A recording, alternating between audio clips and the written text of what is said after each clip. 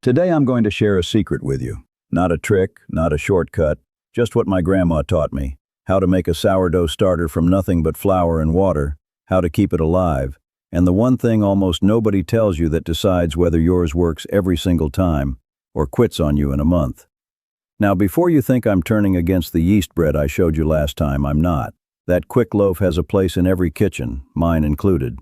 But sourdough gives you something store-bought yeast never will, a flavor no packet can copy, bread that's often easier on the stomach because it's nothing but flour, water, and time, and a kind of freedom. You're never standing in a store aisle hoping they've restocked. I'll tell you exactly why that freedom matters to my family in a minute. But first, the secret. A few winters back, the roads out our way got so bad for near 3 weeks that the delivery trucks couldn't get through to the little grocery in town. Folks who baked with store-bought yeast just plain went without bread or drove an hour out of their way hunting for a packet. Nobody in our house even noticed. My wife took the starter jar down from the shelf, same as any other week, fed it, baked with it. We never thought twice.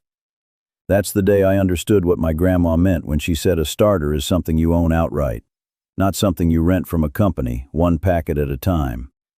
She grew up poor enough that a month when the store shelves were empty could mean no bread at all unless you had your own starter to rely on. My name is Amish. I was raised in an old-order Amish community, and today I'm showing you the whole method, the one my grandma handed to me, piece by piece, until I finally understood the part that actually matters. By the end of this video, you'll be able to grow your own starter in your kitchen for the cost of nothing and keep it working for the rest of your life.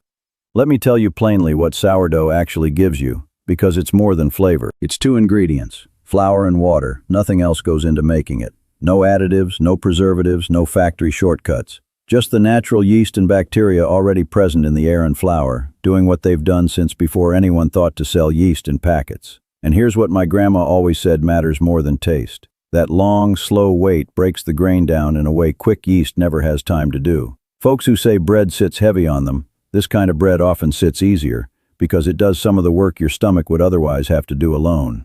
I'm not a doctor, and I won't promise you a cure for anything. I'll only tell you what generations of my family have known plainly. Many people find this bread gentler on the stomach, and the flavor, that gentle tang, that deep, rounded taste. No yeast packet has ever matched it, not once, not from any company. That taste is only built by time, and time is the one thing a factory can't put in a box. Add to all that the cost. Once your starter is alive, a loaf costs you flour, water, and salt, pennies.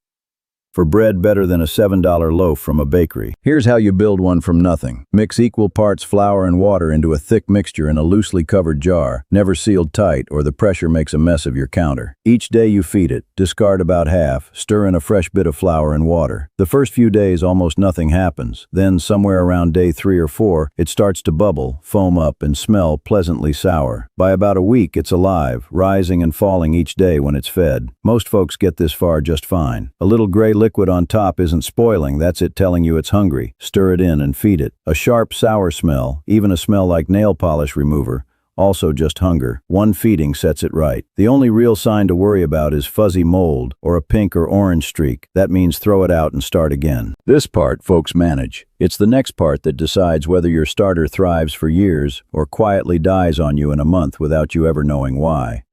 Here it is, the thing my grandma didn't teach me until I had ruined 2 starters of my own. It isn't the flour. It isn't the water temperature. It's when you feed it, and specifically feeding it before it's hungry, not after. Most folks feed their starter once it's gone flat and sleepy, thinking they're rescuing it.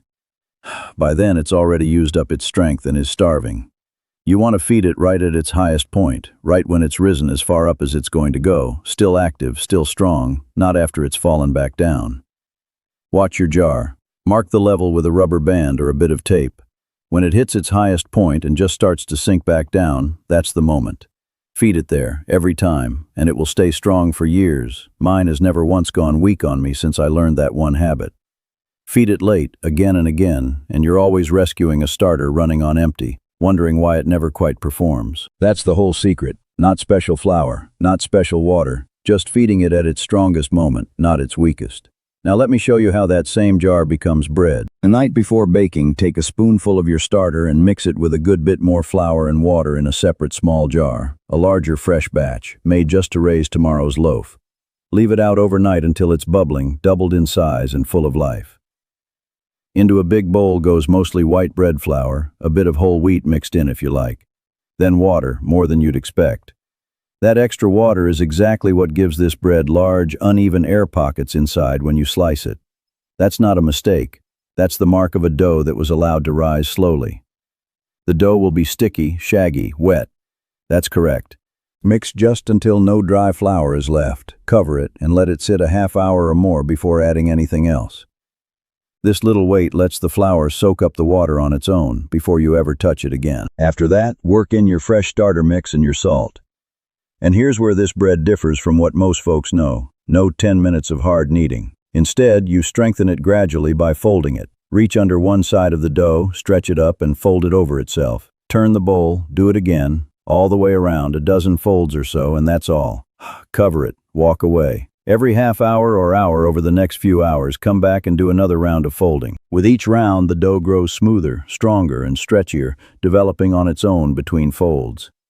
Then comes the long, slow wait, several hours covered in a warm spot where the real work happens and the flavor is born.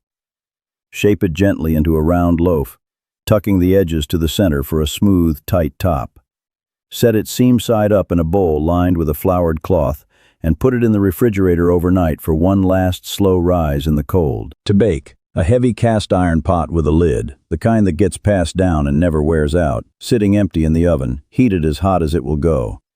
Take the cold dough straight from the refrigerator, turn it out onto a piece of parchment paper, and make one clean slash across the top with a sharp blade, about 1/4 inch deep. This gives the bread a place to open up as it bakes instead of tearing wherever it pleases. Lower it into the scorching hot pot, lid back on. Into the oven it goes. 20 minutes with the lid on, trapping its own steam inside. Then take the lid off and continue baking until the crust turns a deep, dark, rich brown. Don't be shy about that color. And then, the hardest part of the whole thing. You have to let it cool all the way before you cut it.